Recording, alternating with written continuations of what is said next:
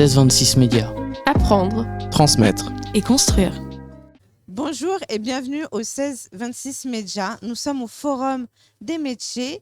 Je suis en présence de Coralie. Bonjour. Bonjour. Comment allez-vous? Bien et vous? Ça va très bien, merci. Du coup, vous êtes infirmière, c'est ça? C'est ça. D'accord. Quelle formation faut-il effectuer pour devenir infirmière? Pour être infirmière, il faut intégrer un institut de formation en soins infirmiers.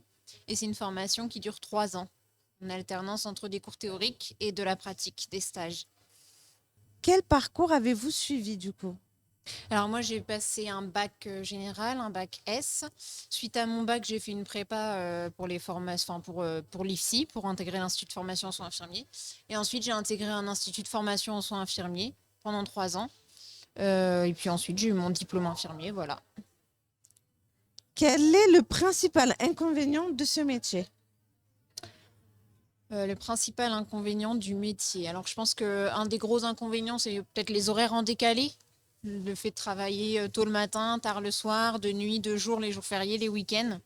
Mais ça peut aussi être un avantage parce que du coup, on a des jours en semaine, ce que toutes les professions n'ont pas. Et ce qui peut être plutôt pas mal pour la vie personnelle, pour les rendez-vous et tout ça en extérieur. C'est pratique d'avoir des jours en semaine. Et il y a d'autres avantages que ceux que vous m'avez dit? Au métier d'infirmière, d'autres avantages, oui. Alors, c'est un métier qui est très très riche. On rencontre plein de professionnels, des médecins, des cadres, des manip radio, des kinés. Enfin, c'est vraiment très très très large comme métier. Et puis on rencontre aussi toute la population. Y a pas, enfin, moi, je travaille principalement avec des personnes âgées, mais on accueille quand même globalement tous les âges et c'est hyper enrichissant au quotidien. D'accord. Bah, c'est cool. Oui. Quelle est la principale qualité à avoir? Je pense qu'il faut aimer les autres, aimer le contact avec les autres, aimer en fait le social et le relationnel.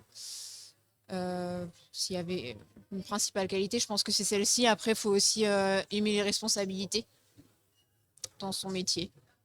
Est-ce que le métier d'infirmière mène à une autre voie dans le domaine médical? Mène à une autre voie. Alors déjà, rien que dans le métier d'infirmier, on peut exercer dans plein d'endroits différents. On peut faire du domicile, de l'intra-hospitalier. On peut aussi travailler dans les écoles. Et puis, il y a plein de spécialisations possibles. Il y a la puériculture, forcément. Maintenant, il y a les infirmières de pratique avancée aussi. En faisant des formations supplémentaires, on peut accéder à d'autres niveaux.